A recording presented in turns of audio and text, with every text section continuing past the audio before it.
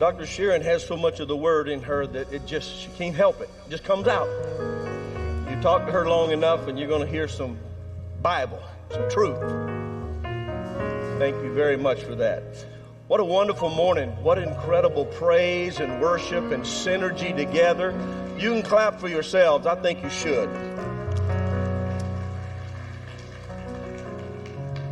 That was more of a smattering of applause than clapping, but okay, we'll take it for the moment. So excited to be here. What a wonderful day it is. What a wonderful day. We're a week out from Resurrection Sunday. We have a big production coming up.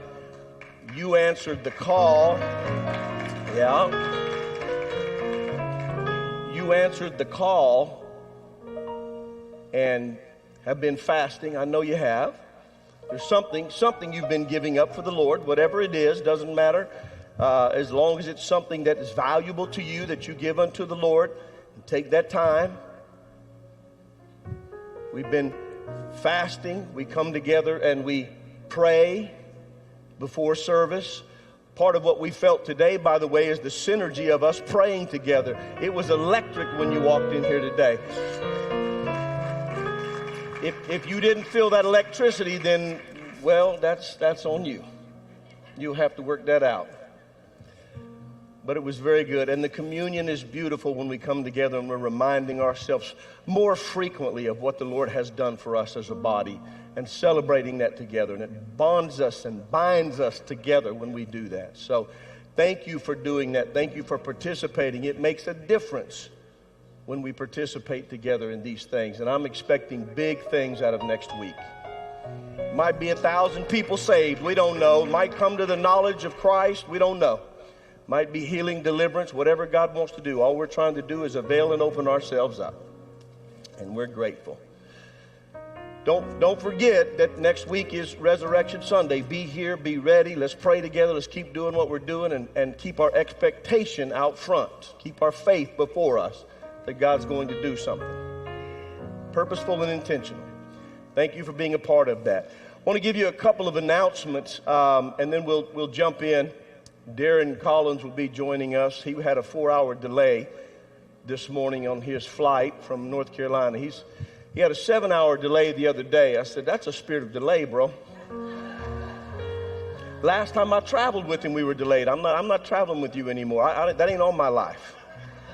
I like to walk onto the plane on time and get on. So we might just be praying for him that he, or maybe he ain't supposed to be traveling right now. I don't know, but that's a lot of time. So I'm gratefully pushed through. He's on his way. He'll join me up here in a few minutes. We'll get started on some things. But I want to give you a couple of announcements that are important. Obviously, next Sunday is Resurrection Sunday. I hope you can bring somebody. We're going to have an amazing play, an absolute thriller.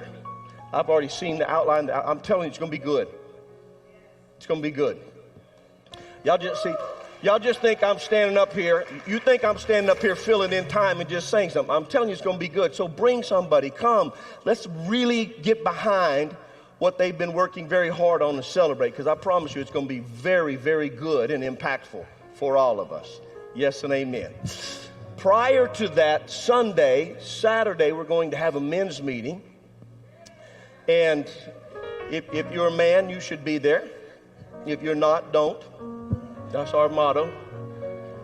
And we're doing something very unique. We're doing a cold plunge challenge.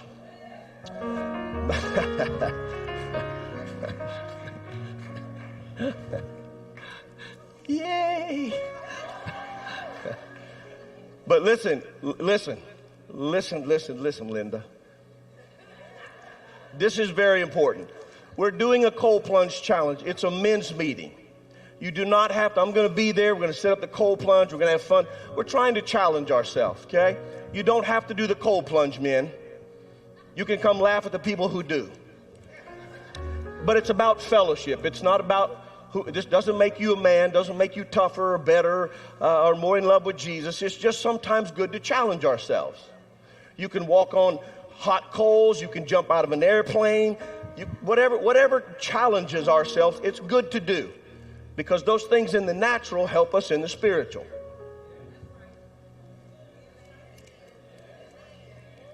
I'm gone 1 week and y'all act like you don't.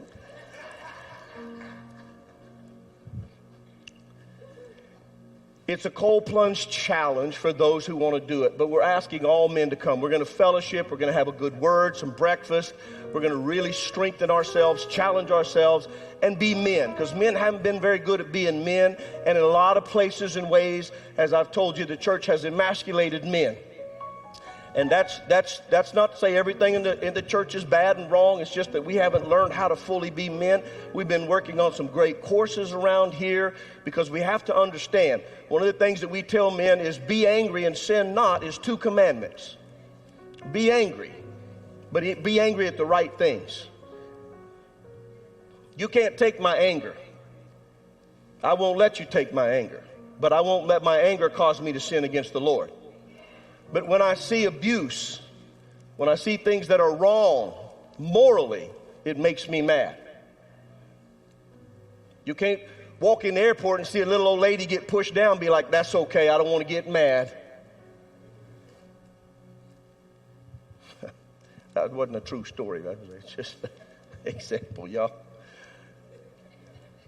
So what we're trying to do is come together as men and collaborate and leverage our strength together. That's what we're trying to do Saturday. So I hope you'll join us. If you don't want to do the cold plunge, that's absolutely fine. Nobody's going to laugh or make fun of you. Maybe a little, but not much. No, I'm just kidding.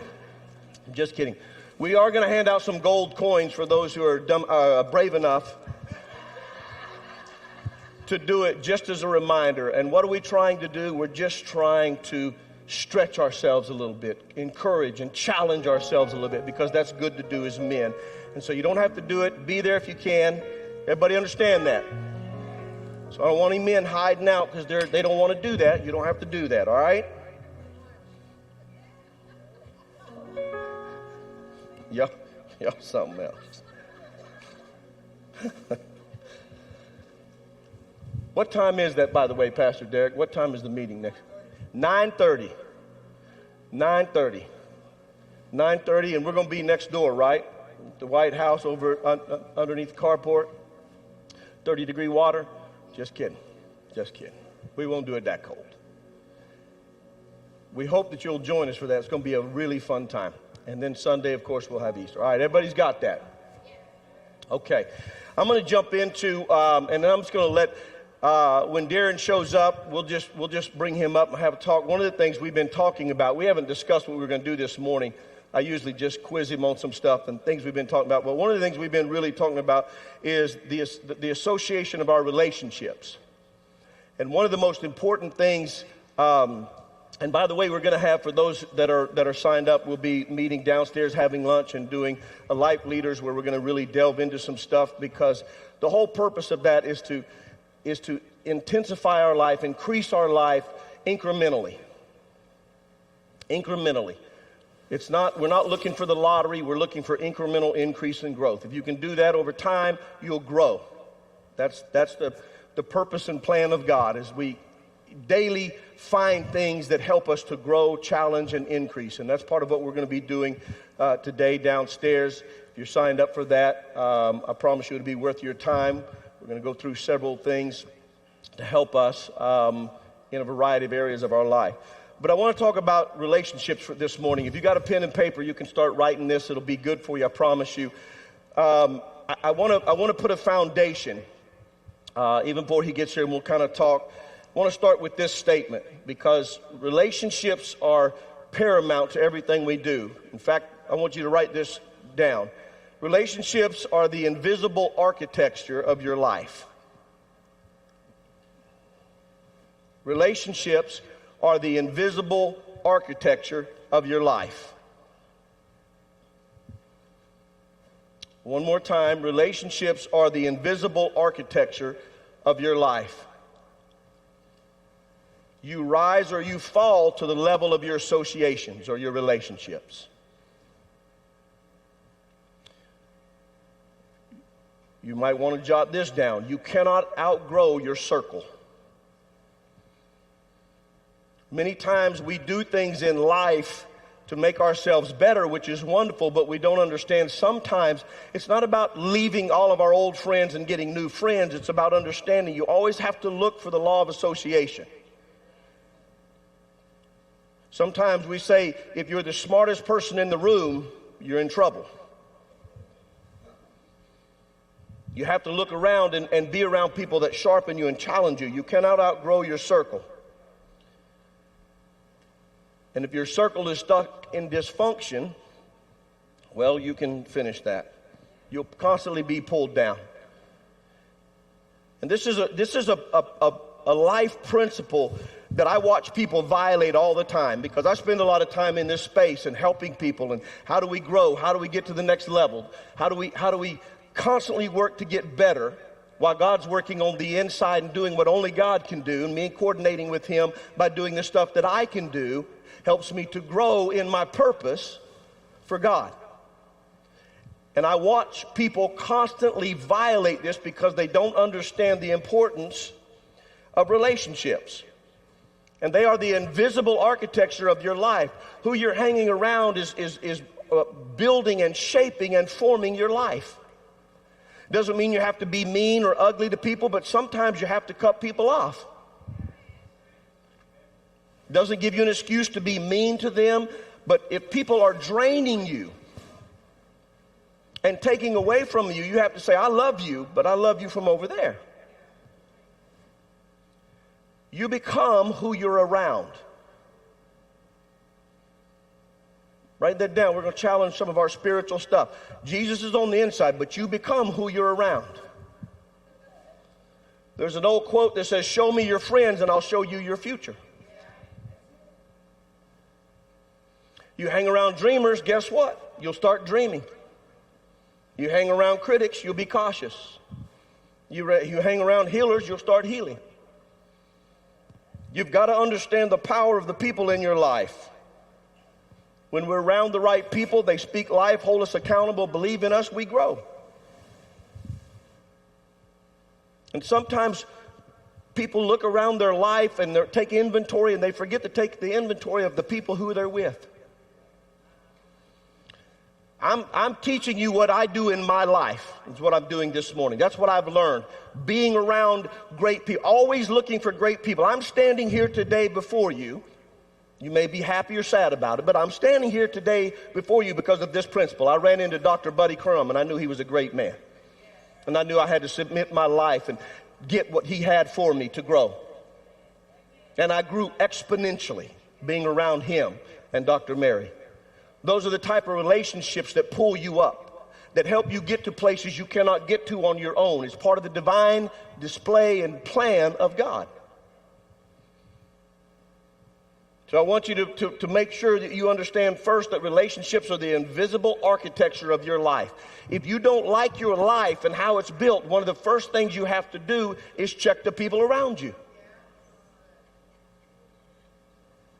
And sometimes it may not, it's never easy when you want to grow to another level, because people who don't want to grow want to pull you down, because once you do that, it shines a light on them.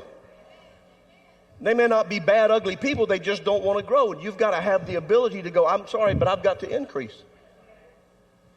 Doesn't make people bad, doesn't make them mean, doesn't make them ugly. It just means not everybody can walk with me on my journey. And I ain't mad at you, but I'm not going to sit over here in a pity party with you either. Preach on, preacher. I'm so lonely. Number 2, relationships are the currency of a meaningful life. Relationships are the currency of a meaningful life. If you want to go fast in life, go alone. If you want to go far, go together. If you want to go fast in life and you want to hurry up and get there, then go alone. But if you want to go far, go together. The Bible is very clear to us that our relationships are the most meaningful currency we have on earth. Some of y'all look a little bit stuck with that. They're the most meaningful currency we have on the earth. Relationships are the currency of a meaningful life.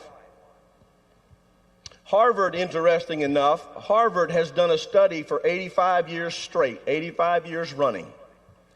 And they found this shocking truth. The number one factor for life satisfaction, success, and long-term happiness is not wealth, work ethic, or even intelligence. It's the quality of your relationships. Thank you, Harvard, for proving what the Bible already told us was true.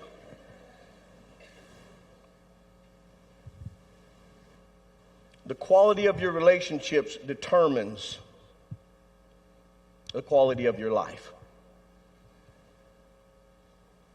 And you constantly, listen to me, constantly have to take inventory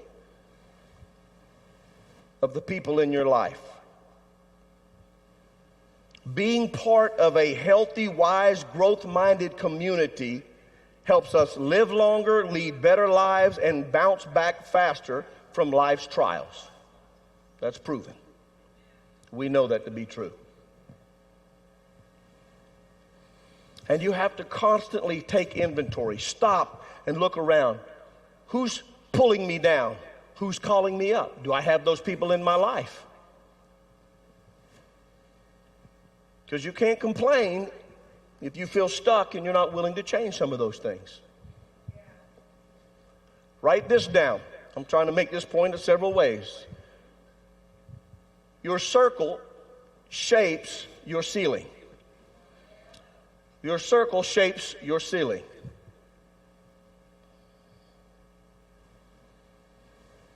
Sometimes we think success is about self-discipline or hustle, but it's usually more about relational momentum. You can be gifted and smart and hardworking, but the wrong relationships can exhaust your potential. The right ones can unlock it. I've watched very talented people in my life, I'm sure you can say the same, who I thought you should be farther along, but I look at the people that they're with, and the people that they are with are sucking the life out of them.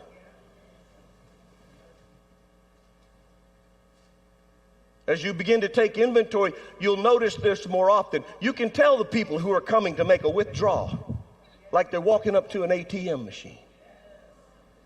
They're going to come make, and you go, oh, here we go. They're going to suck some life out of me. We're not talking about whether we love people, being nice, being kind. We're talking about the circle that you live in. Your circle shapes your ceiling. Healthy relationships expand your capacity. They're paramount. And of all the things that we talk about, this is one of, I believe, one of the most violated that people do. Sometimes people say, I know they're not good for me, but I like them. You know, they also have studies that show people would prefer a toxic relationship over no relationship. Psychologically, that's proven true. That's a high statistic. People, why are you in that relationship? They're abusive. Well, I just don't know if I'd get anybody else. That's a terrible, terrible way to land. It's not where we want to be. Let me give you one more. Everybody good? Number 3, pain is often relational. Write that down, please. Pain is often relational. This is why we have challenges growing out of them sometimes. Pain is often relational. ... But so is healing. The trick of the enemy is for you to go, so-and-so hurt me. I know they did. But so-and-so is going to help you get out of the hurt. You have to trust again. Most of our deepest wounds can come from relationships. We've been betrayed or neglected or rejected. Anybody that's walked long enough on the earth has been hurt by somebody. You hear that pop? I popped your bubble. You're not unique. Not in that way. Sorry. Love you, but hashtag sorry, not sorry. Everybody's been hurt by somebody, okay?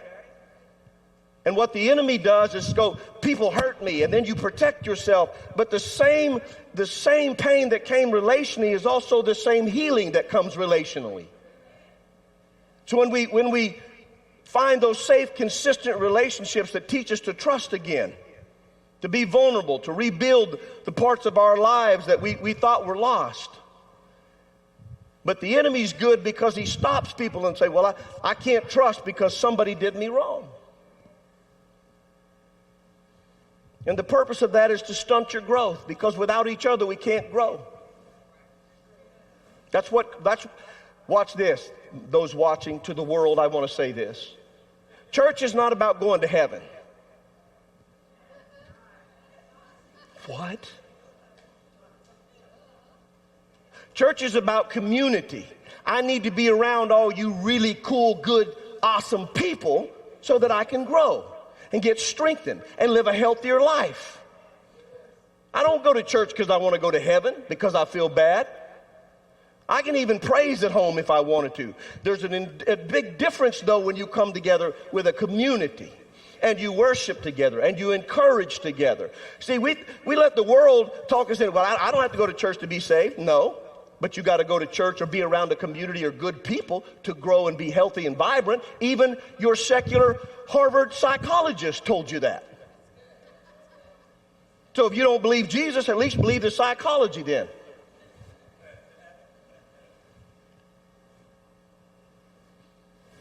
It's paramount that we understand relationships help us grow, mature us. They get us to the next level. Without them, we don't have the same power and strength. Without them, we cannot be the best version of ourselves. It's the setup, the way God made it. We need each other. And what has happened is society has moved into a place where when we get hurt, what we do is isolate. We create communities of isolation, whereby what we do is talk about how somebody has done me wrong and somebody did you wrong and are hurt. And I want you to hear me, because I'm gonna make a statement that I really want you to get. When we talk about relationships and the law of association and the people that were around us, I mentioned that we've all been hurt. And I'll be the first to tell you, don't stay in an abusive, toxic relationship. It's never worth it. It's a lie that you can't do any better, that you deserve this, that it's your fault. That's a lie.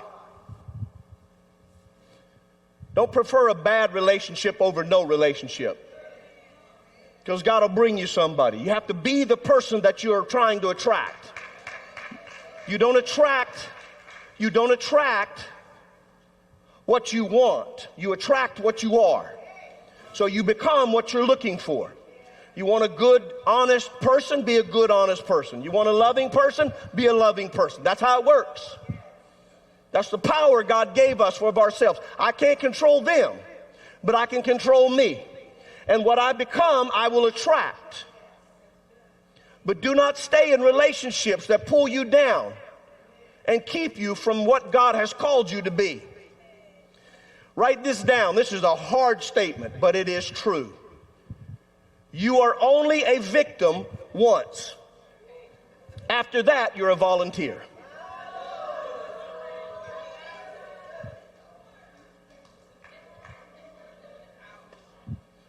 You are only a victim once. After that, you are a volunteer. You're signing up for that.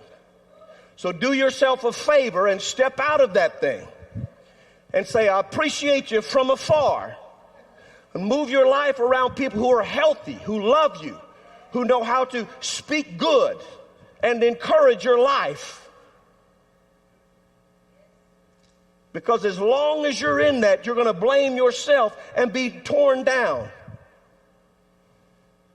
I want you to memorize that statement and understand the power of it. Because people end up in relationships sometimes, and I watch them and they say, well, you know what, they need me, or, you know, if I leave them, they won't be able to go on, or, well, then you're God. And it's a privilege to meet you in fleshly form. You can't save anybody, and that's not your job. Your job is to walk uprightly before God and find the tribe and people who feed you and encourage you and challenge you. And get this, write this one down, and who are not impressed with your resume. Oh, yeah. Who can tell you straight and talk to you. If you find one or two of those in your life, you have been highly blessed and favored by God. You're only a victim once. After that, you're a volunteer. I love you. Some of y'all looking really mad at me, but I still love you. But you cannot choose to stay in that and blame God and be mad. And your relationships are paramount to your calling and what you do. Little side note on that, they don't have to look and sound like you. They don't have to like the same music as you. They don't have to dress like you. But they got to have the ability to call you up, challenge you and make you better. Want to see you be the best version of yourself. Not be afraid for you to be promoted while they're still walking through the valley.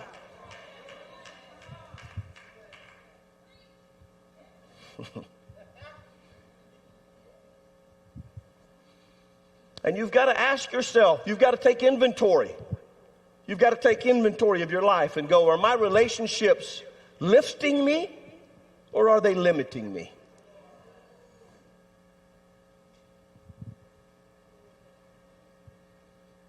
Because energy is contagious. It's contagious. You either affect people or you infect people.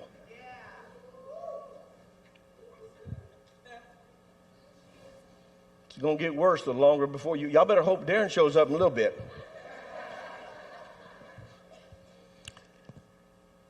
We do understand the power of our relationships.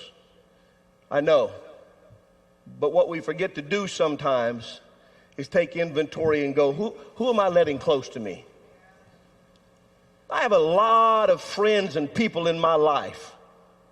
I have a tremendous amount of just godly, wonderful people and a huge network of friends. I'm just blessed and completely blown away sometimes. But not everybody has the same voice in my life. I was hoping you'd write that down. That's so good. Because if everybody has equal voice in your life, you are ... confused.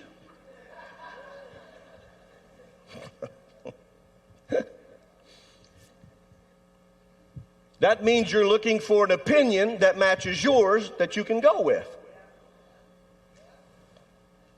So what you do is you look for people to validate what you want to know, rather than people go, no, that ain't right, and challenge you. And you've got to understand that the people around you, we say it this way, your network is your net worth. That's how I say it. Your network is your net worth. The network of people that are around you are your net worth. And you've got to have people in your life. It's not going to be everybody that can speak to you and take the risk of making you mad and take the risk of you walking out of their life at the expense of being honest and truthful with you. And those are rare. But who you spend time with is who you become. And relationships are one of the greatest increasers in your life. You're one of the greatest blessings in your life. Number one, I'm going to go over these again, and then I'm going to stop. Is Darren here yet? Not yet? Well, we're just going to have church without him. We don't care. We don't need him. Relationships are the invisible architecture of your life.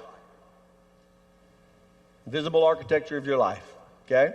You rise or fall to the level of your relationships. So as you're building your life, look around and see who's helped building. See who has brick and straw in their hands. Understand you cannot outgrow your circle. Understand that sometimes growth requires hard decisions about the people around you.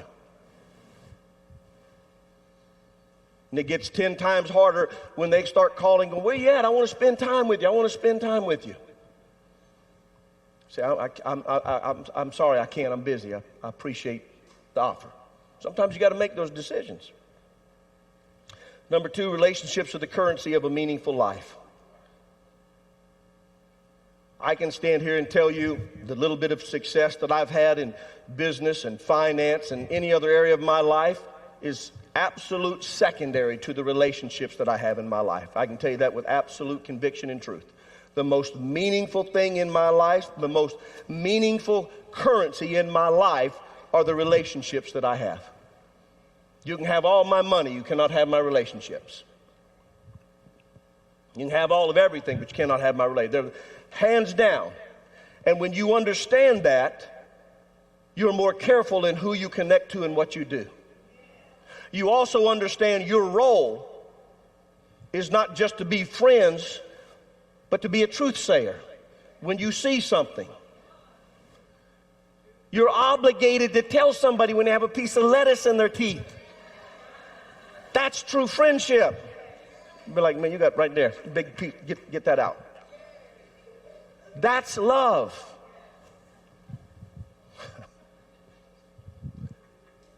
It's important that you realize that the greatest satisfaction you're going to find in life is going to be through meaningful relationships.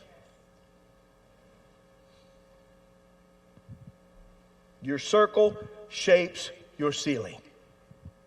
Understand that the people that you're around shape the ceiling that you're standing underneath. And you've got to find people, and this is how the system works, who are standing and using as a platform the ceiling you're underneath.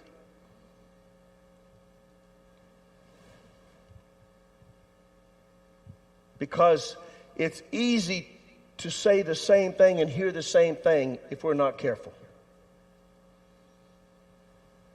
Thirdly, pain is often relational, but so is healing. Just because you've been hurt, don't be afraid of relationships. Remember, loss aversion works in many areas of our life, not just finance. When you become more concerned about avoiding loss than you do acquiring gains, you stop taking chances, you become unbiblical. So if you're trying to avoid loss rather than trying to acquire, you're spending more energy avoiding loss than acquiring gains, then you cannot grow. And what was the one that we memorized? You are only a victim once. After that, you're a volunteer. So don't complain or be mad if somebody is. And I understand, listen to me, I understand there's some terrible situations. I've seen and walked with people that have been in horrific situations and didn't feel like they had any outcome. They didn't feel like there was no way to get out. I understand that. I've been through that with people, and sometimes we walk with people through that. But I'm talking about a mindset. I'm not talking about conditions, I'm talking about mindset. And anytime you give somebody the power to keep you down, they're going to exercise it regularly. And you don't get to complain about it. You don't get to pray your way out of it. You've got to change your circumstance. You've got to change the circle of friends and people that you're walking with.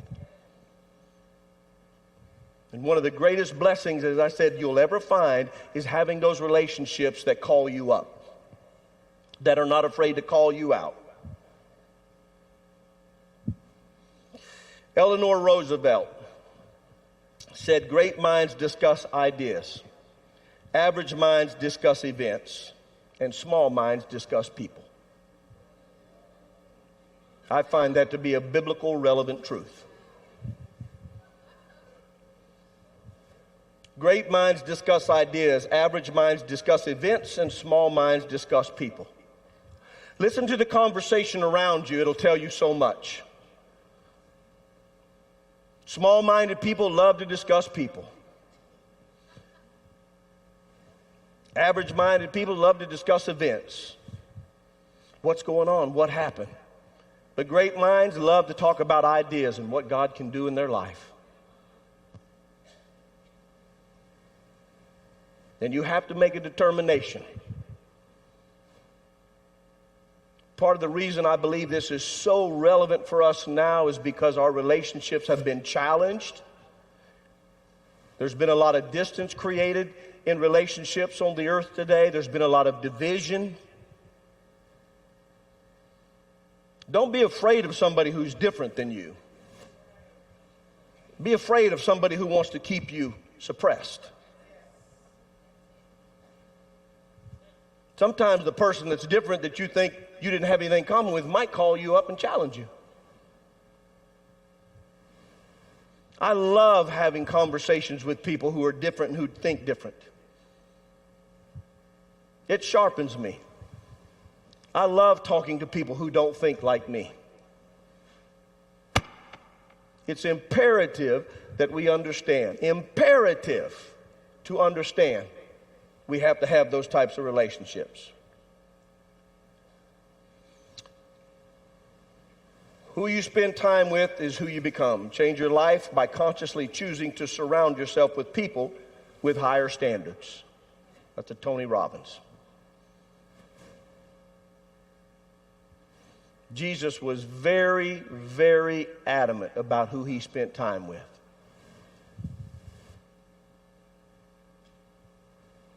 You want to go up? Do you want to increase? Do you want to get to the next level? It's not about always leaving people behind. It's not about leaving, but you've got to find somebody that can challenge you. What happens in life as we grow, as we get around people, we build our circles. We love the people who know how to encourage and strengthen us, and those are good. But what I've learned in my life is that at every interval of my growth, every single time I grew up, I went somewhere, there was a person involved. There was somebody who helped bring me up where I could not get. Apostle Buddy Crum was one of those people for me. Called me up to a place that I thought I didn't know that was there. You have to constantly find those people in your life.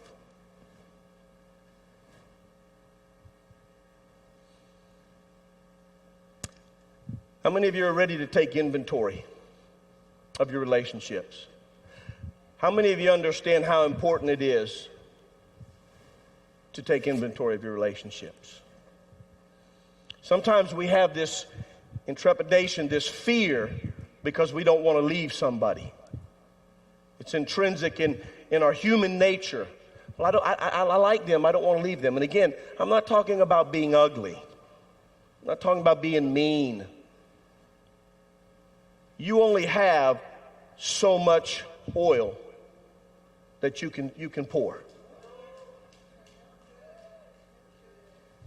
The greatest lesson for me in Samuel, the prophet, was that when he went to the house of Jesse, he went through every son, but he held his oil. Because he knew, I've only got so much oil to pour out. Now, I hope you got something today, but if you don't get anything else, I really hope you get this. What I see most of the time when we talk about relationship people is everybody wants, we want to do good. We want to bless everybody. So we pour out all of our oil on everything that we have. And then we're tired and exhausted and frustrated and mad at people for not appreciating our gift. And mad that, well, God, you told me to come to the house of Jesse, and I'm here, and I poured my oil out on all this, and not a one of them. I said, no, you're supposed to hold that until I tell you the one. And I want you to learn to hold your oil. You can't pour. You can be nice and sweet to everybody, but you can't pour it out on everybody. I hope you hear me. I hope you hear me prophetically today. Because if you're going to go up, you cannot just pour it everywhere. And if you're going to increase, you have to strategically align with those that God has assigned to you.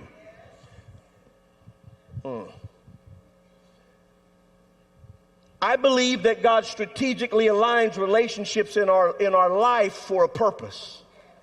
And you look back over your life, again, like I did 6 years ago with Apostle Buddy, and I realized, wow, God aligned that. My job was to recognize that intersection, to recognize this man has great merit and meaning in my life. I could have easily been like, well, he's a cool dude, I like him, and been on my way. But our job is to go, no, I need to stop and pour out my oil here. I need to stop and let that oil be poured out on me.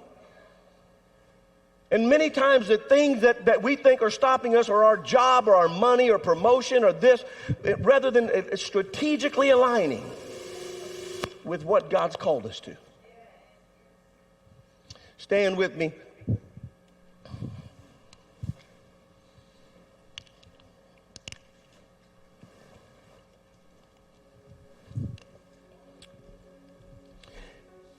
If you're here this morning, you understand the power of this, and you go, I need to really strategically look at my relationships. I need to take inventory. Maybe I have some good people around me, but they're not elevating my life. They're not calling me up. Almost sounds selfish when we say it, and we get worried because our job is to help people, and it certainly is a part of our life. The other side of those relationships is to find people that you're able to help, that God puts in your life. You know that. But you've got to look at your life and the inventory and say, who am I sowing into and who's sowing into me? Where am I going? Where am I growing? Am I growing? Or are these relationships in a place where I've got myself stuck? Have I become a victim? And I'm continuing that.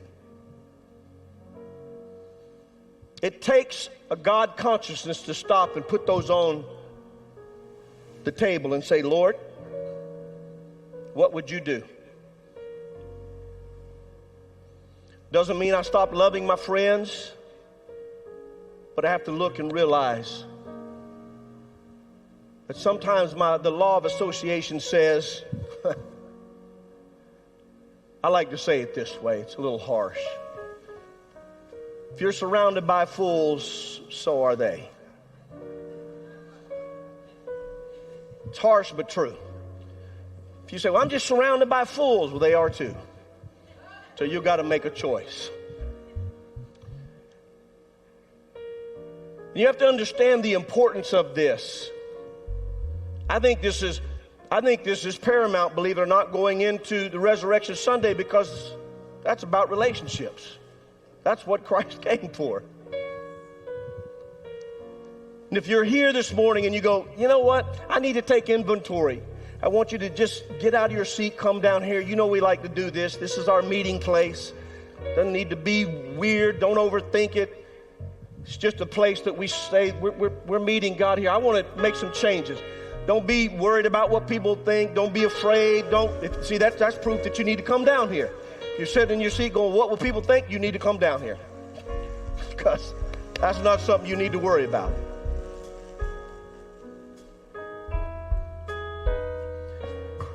I want you to understand the impact of this. And I know we know what I'm talking about today. I know this is not new information.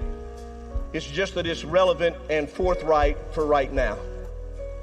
And when you begin to understand how important it is to take inventory and say, do I have people that are calling me up? Sometimes it's not about leaving people. It's just about finding that person that can pull you up. Spending more time with that person that may annoy you but encourages you. Oh, said something right there. And maybe they challenge you in ways that you're not comfortable with, but they call you up.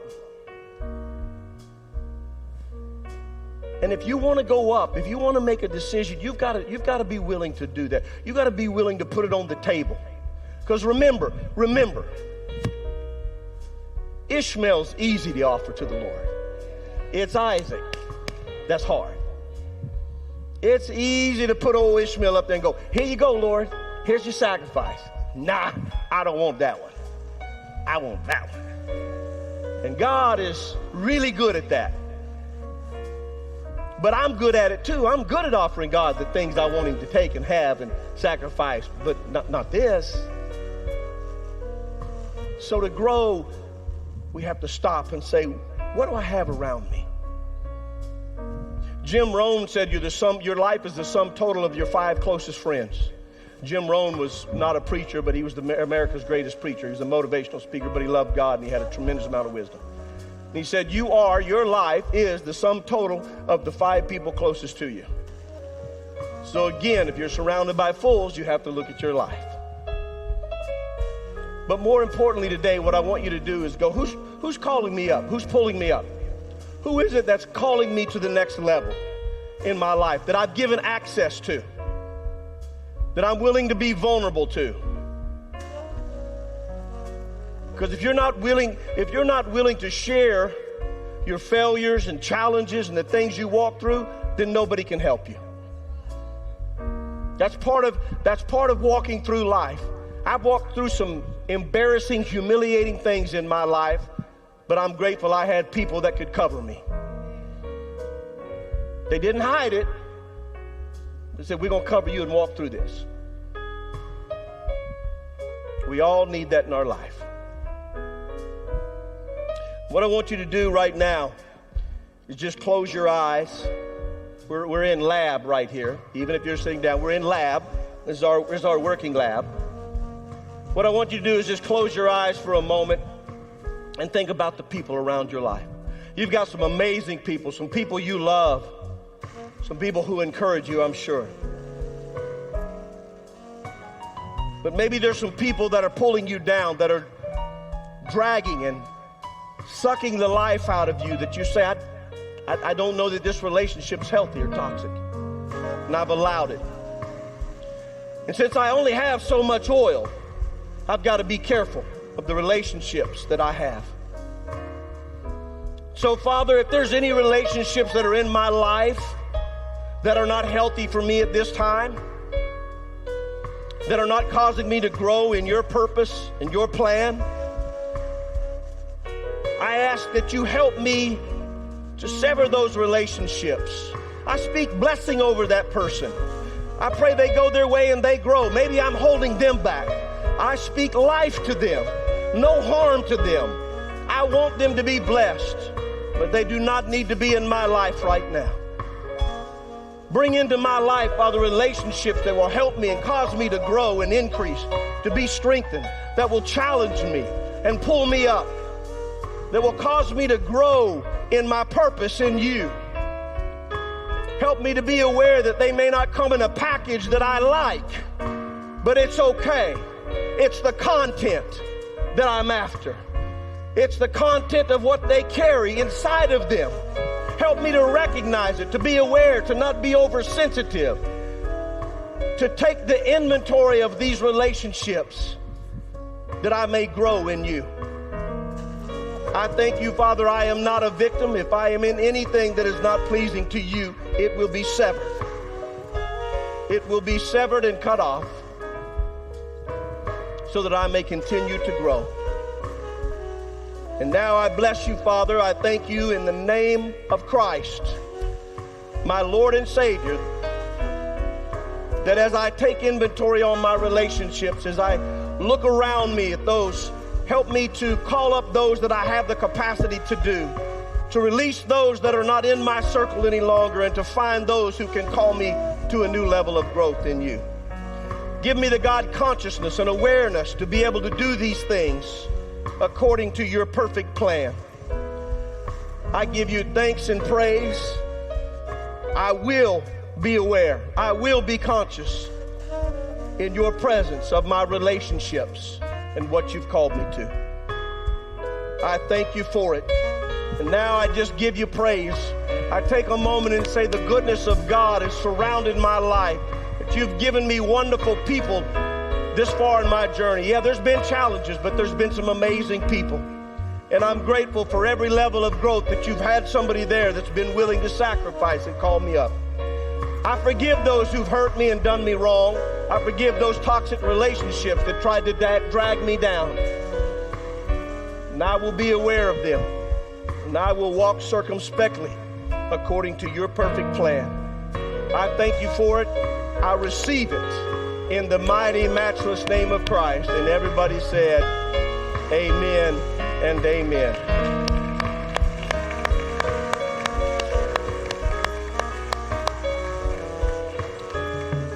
I want us to be very aware in the coming weeks as our homework of our relationships, as we just prayed and asked God.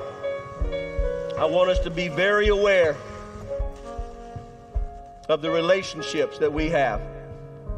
Because I promise you, there is a growth and increase God has for your life.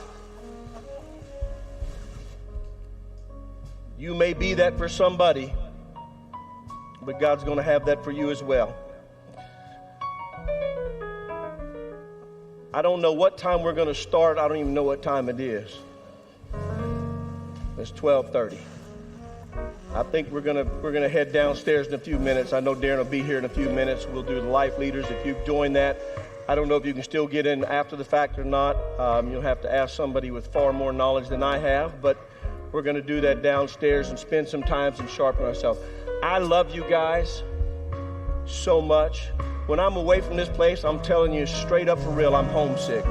I'm homesick. I love being here with my family, and you guys are so gracious and wonderful. So I just want to say thank you, and I love you with all of my heart for all that you do. God bless you.